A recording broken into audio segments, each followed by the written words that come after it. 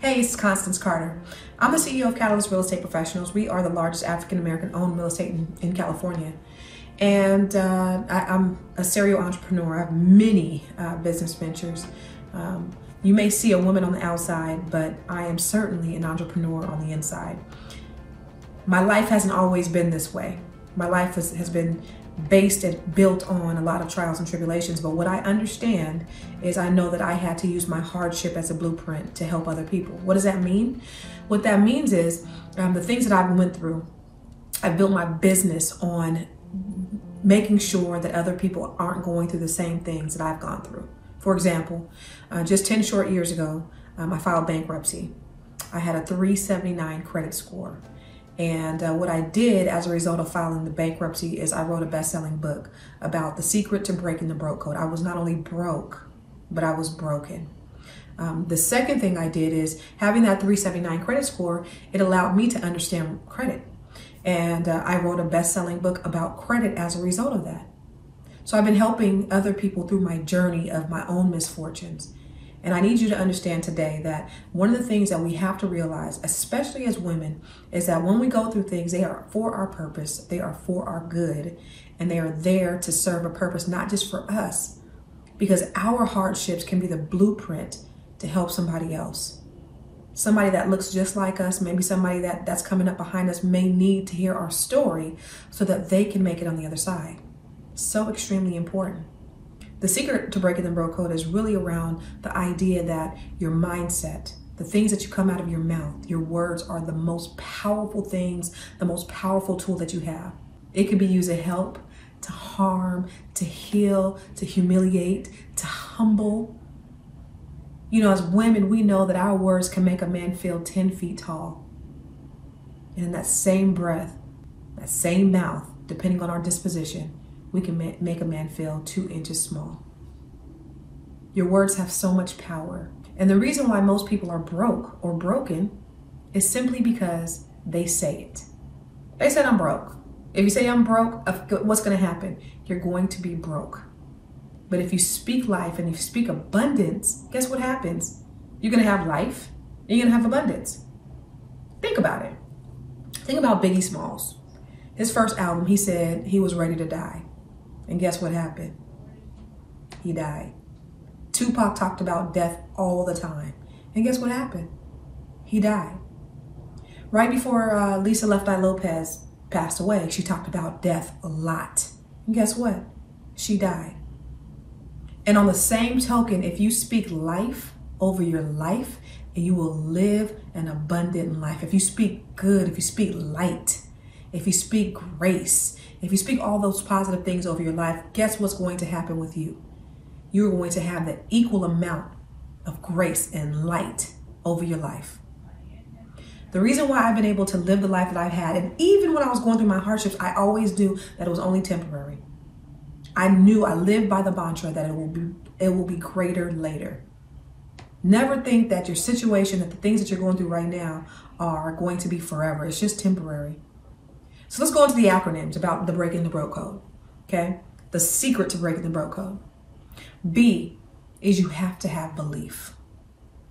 Not just believing in yourself or believing in a higher power, okay? Because I think a lot of us we believe in higher powers, but the belief is that you deserve it. The belief is that you deserve everything this world has to offer. And if you believe and you understood that you are a child of the King, then you deserve everything that he has for you. You have to just believe that you deserve it. The R is you need to be ready. And when I say ready, I mean ready, not just being in the right place in the right time, but being the right person in the right place at the right time.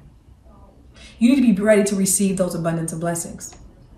So when I filed bankruptcy 10 years ago, because of my own lapse in judgment, because of my own financial mistakes, because of my own financial hardships, I wasn't ready to receive different things at the time that I received them.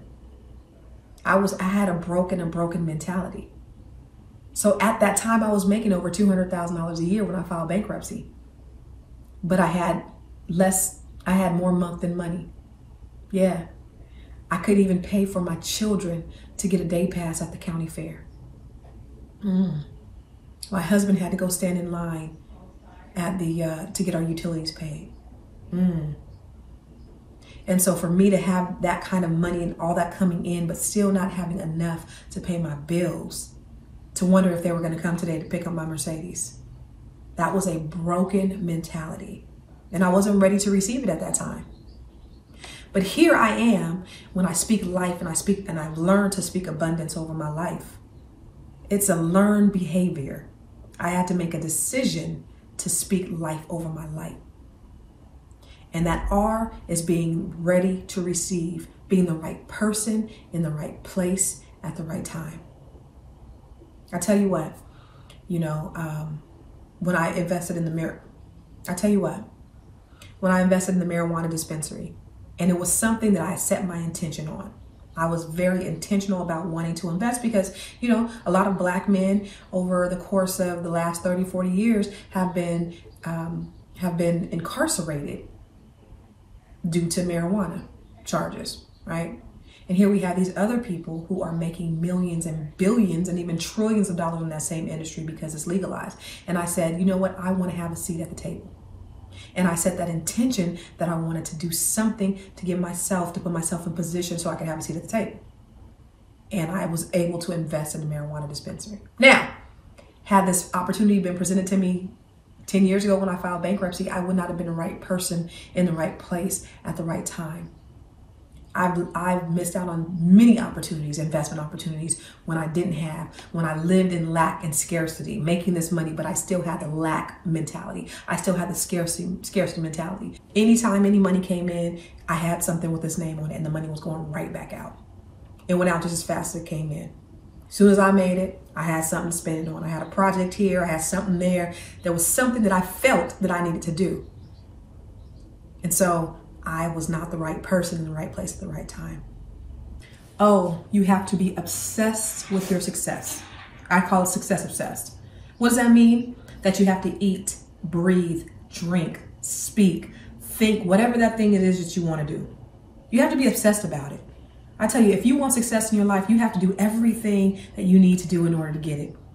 It's kind of like Eric Thomas said. He said, you need to want success as much as you want to breathe. I say you need to want it as much as you want to live. You need to want that thing. And if you want it like you want it, like you want it, then there's nothing that you can't get. If you've ever read the book, Think and Grow Rich by Napoleon Hill, he's interviewed over 500 millionaires. And he said, what is that thing? What are those things that you've done that made you as successful as you are? And they all had a lot of varying opinions on the things that they did. But one of the things that was in common, one of the commonalities was they were obsessed with their success. They wanted that thing more than anything in life. And boy, I tell you, you have to want it as bad as you want to live and breathe. And not just about you being successful just so that you could have a lot of money, but your success is contingent upon everything else happening in your life the way you need it to happen. It's about creating that legacy. It's about your family. It's about your children. It's about all the people that are around you that you can help because you are successful, because you are walking in your purpose. And if you are obsessed with that thing, there is nothing that you cannot accomplish. I promise you. The K in breaking the bro code is you got to be knowledgeable. What do I mean? Is you got to be willing to do what it takes to get the knowledge in order to improve yourself. If it means taking some classes, take the classes. If it means going to workshops, if it means going to conferences, if it means to Google, I call it GTS, Google that shit. Whatever you need to do to be successful, you need to do it.